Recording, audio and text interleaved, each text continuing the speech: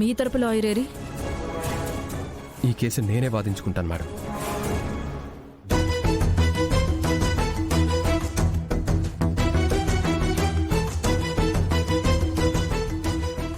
కనక మహాలక్ష్మి అంటే నువ్వేనమ్మా? నువ్వేనా నీ భర్త నుంచి విడాకులు కావాలని అభ్యర్థిస్తుంది? ఎందుకు నీ భర్త నుంచి విడిపోదామని అనుకుంటున్నావు? మేడం, మా ఇద్దరి మధ్య బంధం ఒక మోసం వల్ల ఏర్పడింది.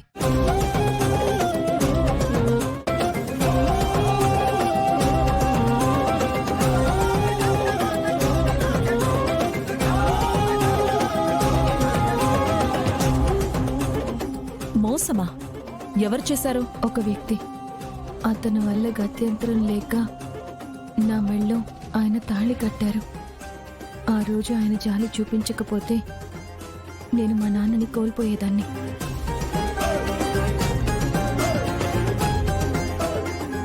కానీ తర్వాత సంఘటనల వల్ల చివరికి నేను ఆయన ఇంటికి వెళ్ళాను. అక్కడికి వెళ్ళాక తెలిసింది ఏంటంటే మేడం, నేను ఆయన కలిసి ఉండడం కరెక్ట్ కాదని.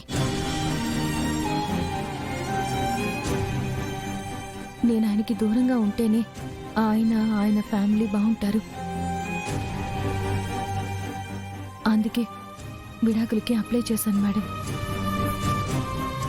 విహారీ, నీ భార్య చెప్పింది విన్నావు కదా, నువ్వేమంటావు? మేడం, తను దూరంగా వెళ్తే నేను బాగుంటానని తను అనుకుంటుంది.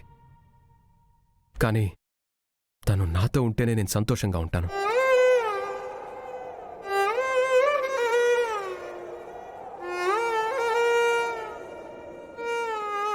విహారీ గారు, నేను మీతో ఉంటే మీ ఫ్యామిలీ మీకు దూరం అయిపోతారు. మీరు సహస్రమ్మ గారు కలిసి ఉంటే మీరందరూ సంతోషంగా ఉంటారు. సహస్ర ఎవరు? నేను చెప్తాను మేడం. అసలేం జరిగిందంటే,